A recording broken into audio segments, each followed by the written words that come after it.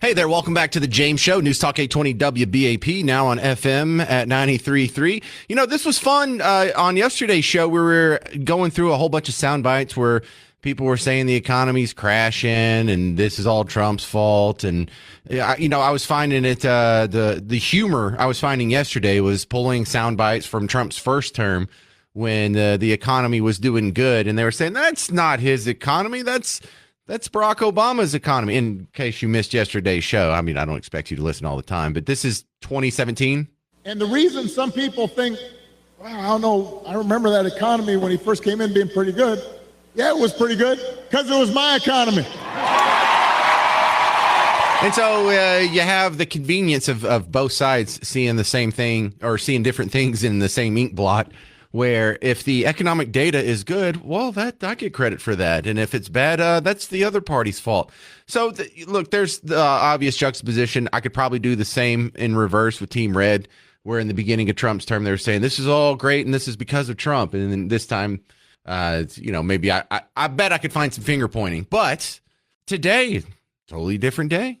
Here we are, and we have a few points of good economic data. Look, the markets aren't done for today, but when the show started, they were in the green again. And you're like, well, James, one day in the green doesn't overturn the overall landslide and downturn, I should say. And technically the Dow Jones just went negative. The NASDAQ and S&P are still positive.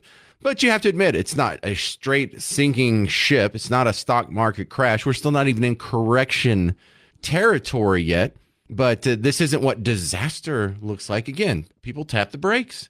We're not going to know if this is just a bump in the road, an upside down speed bump, or a sure crash. We won't know for a few weeks. We won't know for a few months. So if you're trying to declare what this is going to be like in a few months, that's a dubious proposition to take. But that's not the only positive data point we have in the economy today. Fox Business is super excited about this. The inflation number came in a little less than expected. I mean, the inflation's still there, but seems to be cooling a bit. Now, there's a couple of effects there. The obvious immediate effect that will continue to cascade throughout the year is your grocery prices. They're not going to go down, but they're going to go up at a slower pace. That's not great. That's not preferred. To the ideal of no inflation, but it is preferable to the inflation rate we were living under for the last 4 years. And as long as that continues to go down, that'll really help you out, not just now, but 6 months from now, a year from now. But the other big effect that's going to have is the Federal Reserve has promised 3 more rate cuts, 0.75%, 75 basis points for the nerds out there. And that is something that won't affect you directly, but it's another thing that will cascade down to you. Remember when interest rates were low and across the board, just the price of borrowing money and lending money, that goes down. That's going to have a lot of effects that are sort of secondary, but will definitely help you out personally, and it'll help the country out in a couple ways too. Number one, the interest rate on your mortgages, I don't think it'll ever go back down to 3% or 2.5% or whatever some of you lucky SOBs got. I'm one of them. I have a 3% mortgage. It's probably not going to go down that far, but every percentage helps. Every percentage that mortgage goes down, depending on the size of your house, like for the average house, it's like $200 a month off of your payment. So that's going to be a big deal. The interest on your credit card could go down. It's not going to go to 0. It's not going to go to 5, not going to go to 10. But every percentage point that goes down means you and other families out there who are trying to pay off your debt will be able to do so at a faster rate. You'll also have more disposable income to put at other endeavors, whether you go out to eat more often or make a big purchase or to do something else somewhat productive with that money. Maybe even invest in your own business. So that's going to help. It's going to have a negative effect on savers. Unfortunately, we had the CD rates and annuities were just squished for about 10 years. They just recently start paying some decent yields back. Well, that's going to get squished again. Probably not as bad as it was for that decade there. But that's the takeaway here. The lower inflation means it's going to better cost for you, but also the big incentive for the Federal Reserve to continue cutting rates throughout the year, which is going to sugar high the economy. And it's not like a permanent fix or whatever, But there's already some positive stuff that's happening. And some of this you can give credit to Doge. You can give credit to Elon cutting out waste, and the every dollar that is not going to waste stays in our economy and is put to something productive that has a double effect. It's not only is it not being taken out, it's being put back in and growing. So a lot of good news today on the economy. And I just want to get you caught up because we spent so much time on yesterday's show just debating whether or not we were on the precipice of the next depression. And 24 hours later, that almost seems like a silly, if not quaint, notion. Coming up next on the James Show, as we walk through the headlines, you're going to find out what Kathy DeWitt Dunn thinks of the economy. That's right. The president and CEO of DeWitt & Dunn. We'll get her take on some of the economic news of the day next. I'm James Parker. It's News Talk 820 WBAP, now on FM at 93.3. Welcome to the James Show. News Talk 820 WBAP, now on FM at 93.3. If you ever wonder what it's like to do a radio show, the weird part isn't doing the radio show. The weird part is getting feedback from a few thousand people in North Texas. I just got another message a few minutes ago for the crime of getting Donna Douglas's alive status incorrect. We had the dead or alive on Monday, and I said she was alive and she's dead, and now I can't stop hearing about it. Was it that big of a deal? Trying to have a serious show over here. Kathy DeWitt is coming on from DeWitt & Dunn. Yeah, you know about her. She's been all over the station longer than I've been here. Welcome, Kathy. Let's talk about money. Well, let's talk about it. Having a radio show is a difficult thing, isn't it? It's the feedback weirds me out because humans, we're funny animals sometimes, Kathy. Well, radio is definitely one of the great things that drives our listeners, obviously, and it's entertaining. But I will tell you, after being on the radio here in DFW for 25 years, it is interesting, the feedback that we all get. Well, I feel like I talk about so much more important things, the economy, the war and peace and all these social issues and abortion and immigration, and people seize on Ellie Mae Clampett. This is what I have to hear about. All right. We had some good news on the economic front. The inflation report. How do you digest that? What do you think of the inflation report today, Kathy? Well, I think it's great news, right? Anytime we see numbers that are lower than what we anticipated, it's something to clap for and to rally for. But I mean, there's a lot of things that are also in the news, and markets react to the news, whether, we've seen a lot of things with tariffs. Yes, we do have some good news, but we got to kind of take it out and look at it, the next quarter or two to see what's going to happen. Well, I think the uncertainty is the big X factor here. Whether or not the tariffs stay or go, I think the market will be fine either way, but not knowing is just kind of putting the brakes on some economic activity is what I feel like out there. Yeah, I completely agree with you. And I think, one of the challenges is with how the current administration is handling things. It's just that it's a little bit of whiplash, right? And things are being implemented quickly. We have tariffs that are going to come, they're going to go. And then, we've got, Canada that just released today that they're going to hit us with $20 billion of measures that's going to impact, our economy. So at a certain point, we got to take a look at this, take a deep breath. The market's gone straight up over, the last decade plus. And we need to make sure that we are looking at all of our positions and making sure that we're not like a deer in the headlights later down the road here, because it could happen quickly. Well, we've heard a lot of people over the last couple of weeks say, well, the economy's going to crash. The economy's going to crash. And it's hard to put too much stock in that because it's such a political topic. The economy will always be somewhat political. But, the sources that are telling me this, are these the same people that were telling me Biden wouldn't be replaced last year or inflation was transitory the year before that? So it's kind of hard to find the people to trust when it comes to economic predictions. Yeah, but let's just say hypothetically the economy crashes, right? Well, then that's a great buying opportunity. But make sure whatever you're doing right now that you're not putting in your positions and that you're going to sell them off, and take a big hit. So you have to make sure that you're well diversified, because any time that we do see a correction, if you position yourself correctly, you can come out ahead on the other side, but it doesn't help you if you're in retirement or you're taking income or you're trying to figure out what you're going to do for your next vacation, because the uncertainty is really what people are worried about right now, and that's what really drives the markets. And, people, we need to be aware of it, but we don't need to be so fearful. Yeah, I like how you sound like you're talking to one person, like that do-it-yourself investor. if someone calls in and they're like, Kathy, you're my financial advisor, what move should I be making now? What would you tell the guy listening to us if he was your client? Well, we've had that all this week, right? And some of last week. So just like take a deep breath. And the money that you have in the market, if you can't afford to lose it, you probably shouldn't be taking big swings because, we're seeing that everybody's trying to think that they're going to hit a home run with AI and, the NASDAQ kind of goes up, it can come down. So if you are well diversified and you have assets in your portfolio doing other things that aren't necessarily correlated to each other, you're not freaking out. You're not panicking. So you have to have a great plan because you don't retire for one day, 1 month, or 1 year. You retire for a lifetime. And you just can't be looking at seeing what's happening domestically and also globally and, be fearful that it's going to impact your retirement. Then you don't have a good plan in place because that's not how our clients feel right now. Yeah, well, that's kind of the pushback on the people who complain like, oh, my IRA is getting killed. It's like, well, maybe you're overweighted in stocks. Maybe some of that's your fault.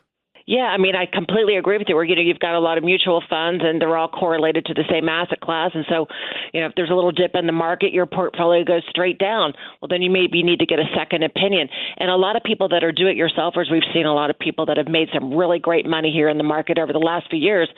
But just remember, markets go up and markets go down. So you need to make sure that you're well diversified and you know what the heck you're doing. All right, this is Kathy DeWitt from DeWitt and Dunn. You've probably heard her on the weekends here or our sister station, but you can check out our website, DeWittandDunn.com. And by the way, your glasses, the little tortoiseshell looking ones, absolutely adorable. Love it. Thank you. Well, thank you. All right, it's Kathy DeWitt from DeWitt and Dunn. See a little optimism for the economy. Not everyone has to be a doomsayer around here. What do you think about the economy? What do you think about the inflation report?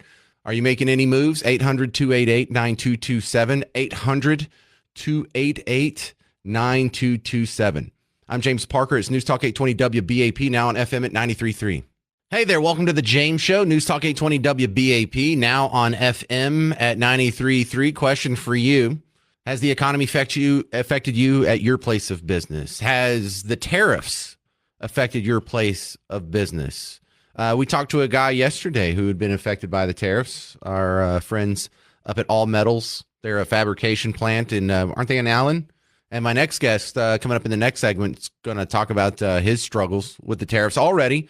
John Hopkins from Blue Ribbon Roofing, who you've heard on WBAP for a while now on our sister station, The Ticket.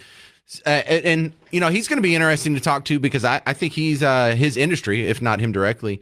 They're getting hit on a lot of fronts. I have a family friend who's a general contractor. He lost the whole framing crew. They got deported, right? Oh, well, maybe we'll see you again. Maybe we won't. But, the price of labor is already kind of going up for a lot of people in that space. And so you throw in a lot of factors here. You have the tariffs that are affecting the price of inputs, or depending on what business you're in, the availability of customers in other countries. You have, I think one of the big ones is inflation still. I mean, talk about running uphill. When inflation's this hot, you're running up a greased hill is what it feels like. And the fact that this inflation report today came in under expectations and at a smaller number, it's not where it needs to be. I'm cautious to get too excited about that. So you take in the deportations, you take in the tariffs, you take in what could be deregulation. That's all positive for the most part. And then, throw inflation there. You have local businesses and, of course, big businesses are getting pulled in both directions right now. And I think one of the most telling pieces of information we will have soon to know whether or not some of this is going to stick and this is going to be the new regime going forward, or this was just a flash in the pan, trendy kind of moment that didn't really pan out. Like the Tea Party. The Tea Party had the same mission.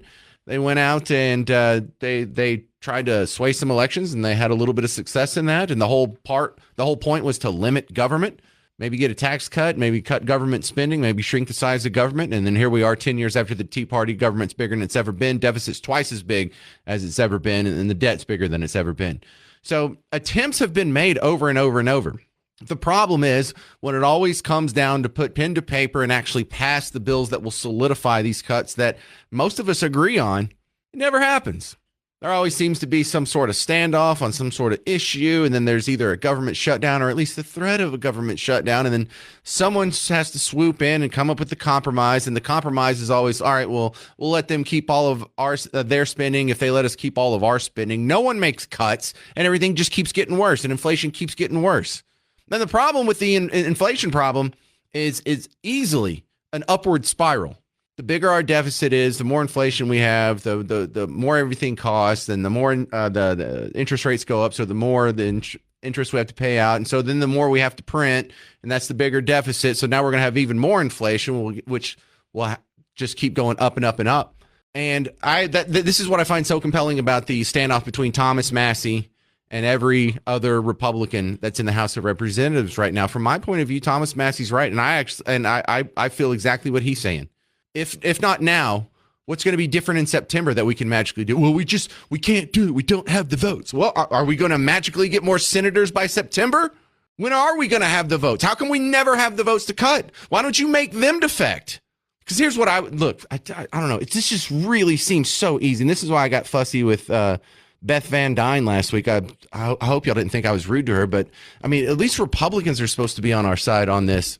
And we just don't have a balanced budget proposed. We'll write one up, because what I think we should have is one that actually cuts spending, and then maybe we can compromise to a balanced budget. But you guys are starting out with a deficit that's even higher than last year's deficit, and now you're negotiating towards an even bigger deficit. If not now, when? Don't tell me September. This is what's been happening for the 20 years that I've really been paying attention, and I've been in talk radio, is that I'm constantly told by other people, even on Team Red, that, well, we're just going to do it this time, but this is the last time. You know how many times I've heard that? 20 years, however many times, however many government shutdowns or spending impasses or tea parties or whatever that we've had. This is what I've heard. And I hope you understand. I'm not just trying to be a butthead or stubborn, or I'm not just some shallow guy that doesn't understand the situation. No, I'm burned too many times by this. Like if you were a dog and someone had been promising you a treat for the last 20 years, you would stop believing them. And you would say, no, I'm not going to do any more tricks until I get the treat. No, I've already rolled over enough. I've already fetched enough. I've already done all the other shaking hands and whatever. I've already done all that for 20 years. No, I'm not doing it again. So that's where I'm at. I hope you just don't think I'm a butthead. But we'll talk to John Hopkins from Blue Ribbon Roofing about how that's affecting people on the ground, a small business in your local backyard, a family business, coming up after the break. Also, the announcement was made yesterday. The next James Show listener meetup is going to be happening Tuesday, March 25th, Plano Sports Tavern. It's at the corner of Parker and Custer. If you don't know where that is, here's an idea. Ask your phone. Your phone knows. The only thing that's hanging up in the air is, do you guys want some form of entertainment? Do you want a comedy show? Do you want to do karaoke? Do you want to do trivia? You want me to get up there and sing some folk songs in a fuzzy vest? Let me know. Send me an email to james@wbap.com. You can call in and tell Garrett, or you can send me a message on Facebook or YouTube or Twitter. I don't care. All right, coming up next, John Hopkins, Blue Ribbon Roofing on The James Show. It's News Talk 820 WBAP, now on FM at 93.3. Hey there, welcome to The James Show, News Talk 820 WBAP, now on FM at 93.3. Boy, what a difference a day makes. There was plenty of wailing around the stock markets, and, well, we're headed for a recession, depression, whatever. And then today, the markets ended up mixed. So is this a temporary stop to the slide? Is this inflation report that we got this morning good enough news to change the animal spirits on Wall Street? Or is this just a temporary dip before we go right back down the Black Diamond ski slope? Let's ask Jason Taylor from Code Launch. He helps people with their startups and small businesses the other times he's not on The James Show. Welcome back, Jason. Thank you, James. Glad to be back. Well, let me start with an absolutely impossible question. Are we headed for a recession? Well, that's a really good question. You know, the way a recession is measured, a huge factor of that is how much did we take in imports and how much did we put out in exports. And when Trump got elected, a lot of people whose supply chains depend heavily on that, especially the countries in question, they began to front run the tariffs. And there was a dramatic boost in imports in January. And the Atlanta Fed saw that and then adjusted their estimated Q1 GDP to be negative. So a recession, the technical definition is two GDP numbers back to back, 2 quarters in a row that are negative. So we could have a technical recession caused by a one-time event, or we might not. Well, if it's a one-time event, can it cause 2 quarters of negative GDP growth on its own? Well, it's too late to front run those tariffs now. So the activity is no longer incentivized. And, the tariffs are going to have an impact as long as they last. But clearly, they are a tool to bring our trading partners to the table and negotiate more fair and reciprocal trade agreements, in which case they will then be greatly resolved, or they will resolve to keep small tariffs that are fair to each other in place. Well, so this will sort itself out given some time. I've always appreciated sort of the long range economic honesty. If someone says, "Are we headed for a tariff?" the real answer kind of is always. It's just is it going to get here this year or next year? It could be here in 5 years, but we're always, technically speaking, headed toward the next recession. But I also remember that a few years ago when we had 2 negative quarters of GDP growth, that ended up not being a recession because they changed the definition, Jason. Well, yeah, that was, a political spin. So one side was saying, hey, we're in a recession. And the other side was saying, oh, this is not really a recession. And it turned out to be kind of a non-event for everybody. Yeah, well, you know what? I wouldn't be surprised if we maybe had 1 quarter of negative GDP growth, but not 2, so like a half recession. But even if we do, overall, I think 4 years from now we'll be happier than when we started. I think that if Trump succeeds, it's going to turn a lot of things around in the right direction. Interest rates are already going down, so that helps our startups at codelaunch.com, because investment capital in things like startups that take a while to pay off, they depend heavily on the 10-year Treasury note rate. And the 10-year Treasury note rate's gone from 4.8, 4.9 to 4.2 or 3 in just a month or so. So there are some positive signs along with that inflation that came out a little bit lower than expected this morning. All right, Jason Taylor, we're about out of time here. You can catch him at codelaunch.com. If you have a tech startup and you're looking for some capital or you want to get in on his contest, check out codelaunch.com. And you probably just want to go to the show, and it happens later this year, but I'll tell you about it again before it gets to town. Coming up next, we'll talk to a financial strategist about what's going on in Wall Street. I'm James Parker. It's News Talk 820 WBAP, now on FM at 93.3. Well, hey there, all you beautiful Texans. Welcome back to the James Show. It's News Talk 820 WBAP, now on FM at 93.3. Yay, let's go. Happy Wednesday. What day is this? We announced yesterday the details, the beginning details, but there's some questions left. On the next James Show listener meetup, it's going to be at Plano Sports Tavern, obviously in Plano, corner of Custer and Parker. Thank you. Yeah. I built that street. March 25th, that's a Tuesday, 7 p.m. Now, we have a nice little venue. The family that owns it supports WBAP, so we're going to give them a little bit of love too. But they have a nice little stage in the corner. And last time I went, there was a fella that was playing guitar over there, and they also have a lot of TVs. So there's some entertainment options. Do y'all even want to bother with that? Let me know. Maybe I'll start a poll and I'll start pushing that tomorrow.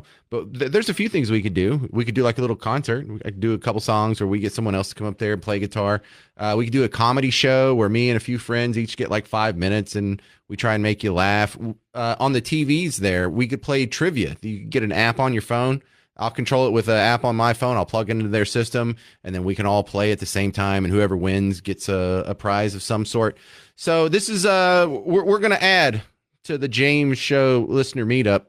Just let me know if you prefer maybe something I didn't even mention. But if you prefer some form of entertainment, we can try that out. I'm going to hit up the promo department, so maybe we can have some giveaways there. But I'll be announcing entertainment suggestions and options soon. And then also, as we get closer to the event that's now 2 weeks away, I'll be mentioning some of the special guests that you can meet if you go there. My next guest on the show, Bill Dindy's coming back on. Financial strategist. Welcome back to the James Show, Bill.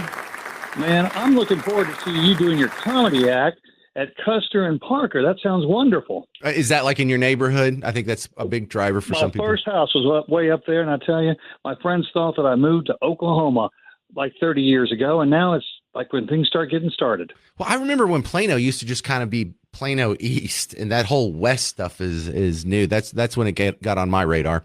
But let's talk about the economy here. I was just having a discussion with Jason Taylor, and I was asking him an impossible question. Are we headed toward a recession? I guess on a long enough time scale, we're already headed to a next recession. So let me refine that, Bill Dindy. Are we going to see a recession this year? Well, the market prognosticators have increased the odds of a recession happening this year. And it's kind of like talking to the odds makers in Vegas. They never say something's definitely going to happen or not happen.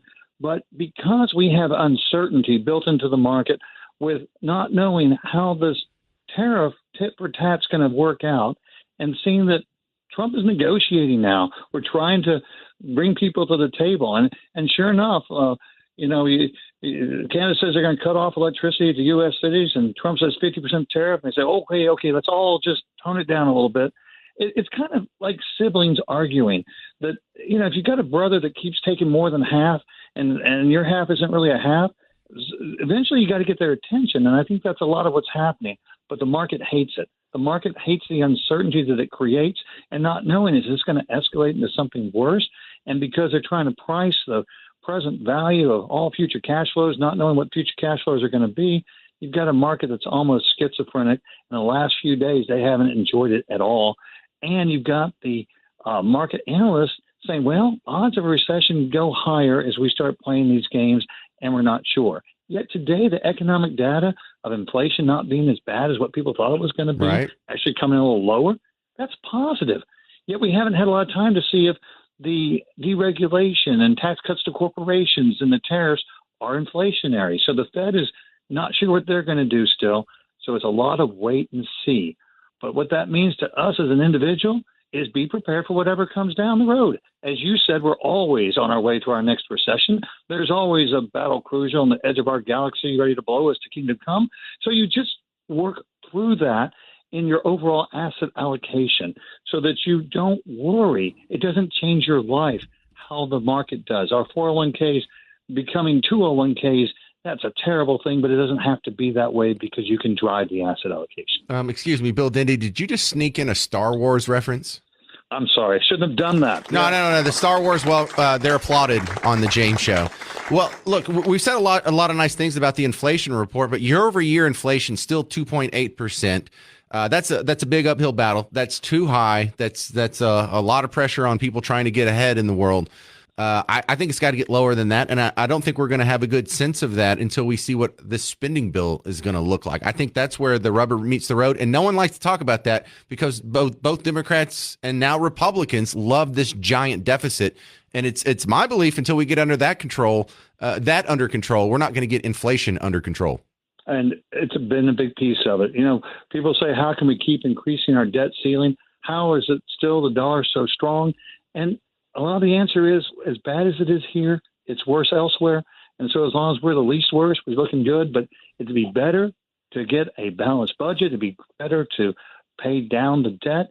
Or the other option is just to inflate our way out of debt and pay back these trillions of dollars with worthless dollars. But that didn't work for any regime that ever tried to do it in the past. I don't think that's where we want to go. Yeah, we're not like a perfect 10. We're not Miss America or Miss Universe, but we are the prettiest girl at the dance, I think. That's a rough metaphor. We'll just end on that. Bill Dindy, where do they find you online, bud? alicorninvestmentmanagement.com. ALICORN, the unicorn that flies. Thank you very much. There he is, Bill Dindy. All right, your thoughts on the economy, 800-288-9227, 800-288-9227. Or if you have any recommendations on a better metaphor, 800-288-9227. I'm James Parker. It's News Talk 820 WBAP, now on FM at 93.3. Well, hey there, all you beautiful Texans. Welcome back to the James Show. It's News Talk 820 WBAP, now on FM at 93.3. I know, good to see you too. All right, come down. Whatever. All right, I am here with John Hopkins from Blue Ribbon Roofing. And listen, I wanted to bring you in because you have a local business that's probably being affected by the tariffs, trade wars, the price of commodities that are crossing borders. I mean, you guys have to deal with a lot of those costs being passed on. Have y'all been affected at Blue Ribbon Roofing by the tariff situation? Well, not as of yet. However, we did get a letter just a couple of days ago from all of our suppliers. And there are price increases coming, not only on lumber, but roofing material, building material in general. So I remember lumber spiked up bad a few years ago. Where's it at now? Is it still at all-time highs? Did it come back to what was normal, or is it? No, but it is creeping up. All of building material is getting a price increase. Do you source a lot of your materials from Canada or Mexico? No, we use local suppliers here, saving the freight cost. So if there is a big change in the price, how adept are you guys at sourcing it from someplace else, or maybe using a substitute material, or do y'all just get stuck with it? We just get stuck with it. We can go back to the insurance companies and get them to pay the bill, but it is an extra step, an extra process. But we know how to do that. We can help with that. How much does this market compare to other markets when it comes to, not just putting a new roof on your house, but, getting all these, not just the materials, but the labor, the permitting and stuff? Do you have a pretty easier time here in North Texas than you would in other locations? Well, everyone knows North Texas is a real strong market for everything. We're just in a building boom and probably will be for a long time. But yeah, this is a great market. The prices are going up. The sooner you call, the better off you are.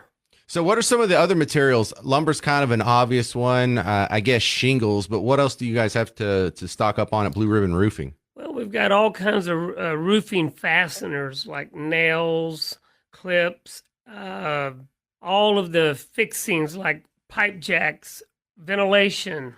So what has changed on the insurance front? I've heard that insurance used to be vastly different a few decades ago. What are some of the changes lately if we haven't had to deal with insurance in a while? Well, nowadays insurance it's getting a little more difficult to work with them. They try to not pay a lot of times when in fact they do owe.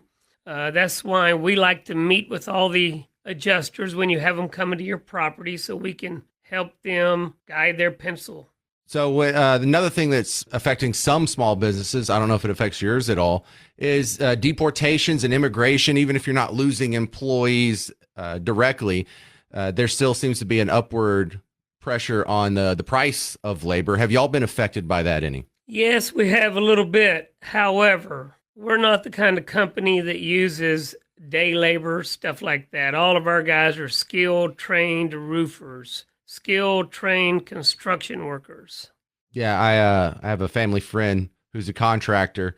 He lost an entire framing crew, and I was like, "What do you mean you lost them? Like you misplaced your keys?" And no, they got a free ride back home. But now he's scrambling, and he has to pay more to replace them. So I see that kind of echoing through a lot of other contractors and construction companies. Well, I've heard a little bit about it. The best part using Blue Ribbon Roofing is we've got the same crews still for over 25 years now. Yeah, it's kind of unheard of. Also, we had some bad storms last weekend, and it's amazing how localized these things can be. But there was a really hard patch of hail. What was it, around the Mansfield corridor? Yeah, it was Mansfield, Midlothian, Waxahachie, all the way out to Ennis, and it was a blistering hailstorm. We've been out there. We've surveyed a lot of the damage. We've looked at a lot of the properties. We haven't seen one yet in that tract of area that's not damaged. So how do you know when you need to call a roofing company to come check out your roof? When you see a lot of yard signs popping up in people's yard for contractors, roofing, you've got damage. Yeah, I like the idea of if you've seen 2 or 3 of your neighbors getting some work done on their roof after a bad storm, you might want to get your own checked out. Yeah, of course. We're going to give you a free roof inspection, property inspection.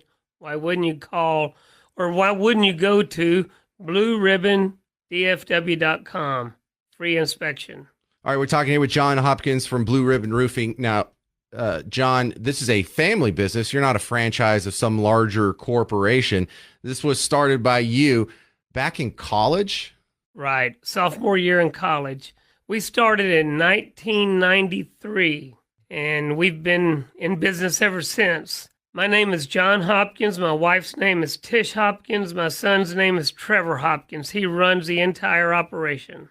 So that's pretty cool. We now have an intergenerational family business happening here, which is Kind of important when people put warranties on their products. It doesn't really matter if they're not going to be in business in 5 years. Well, it's funny. Some people like to give a warranty longer than they've been in business. I've never really understood that. We do give a lifetime warranty on our labor and workmanship. The reason we get to do that is because we're certified installers with the products we install on your property. It's backed by the shingle manufacturer. Not by us, by them. The scary part is I remember when I first got my first home and there was a bad storm and I had lost a few shingles. I was thinking I do not have the money to come out of pocket for a roof. I just didn't realize how many options there were and how hey, if you need a new roof, that's not something you compromise on. You get it and you figure out a way to pay for it afterwards. Well, that's why you want to call a professional. We're going to come out there. If we can make something of it and get your insurance to pay the bill, why wouldn't you? Your rates go down, not up, when you get a new roof. Right now, if your roof is more than 5 to 8 years old, you're paying an inflated premium just because the insurance company is anticipating having to replace this roof sooner rather than later. When you get it replaced, most insurance companies drop the rates instead of raise them. All right, John, I just wanted to bring you in here because I could talk to you about tariffs, immigration, local bad weather. It's a good time to have you on. I appreciate your time. Thank you very much. All right, if you want to hook up with John at Blue Ribbon Roofing, it's exactly what it sounds like, blueribbondfw.com. All right, coming up next, should a legal immigrant be deported for supporting Hamas? Because critics are saying this guy that's getting deported, that's a violation of his free speech. But what do you think? Is deporting terrorist sympathizers a violation of the First Amendment? I'll tell you what I think next, but I'd like to hear from you too. 800-288-9227. 800-288-9227. I'm James Parker. It's News Talk 820 WBAP, now on FM at 93.3.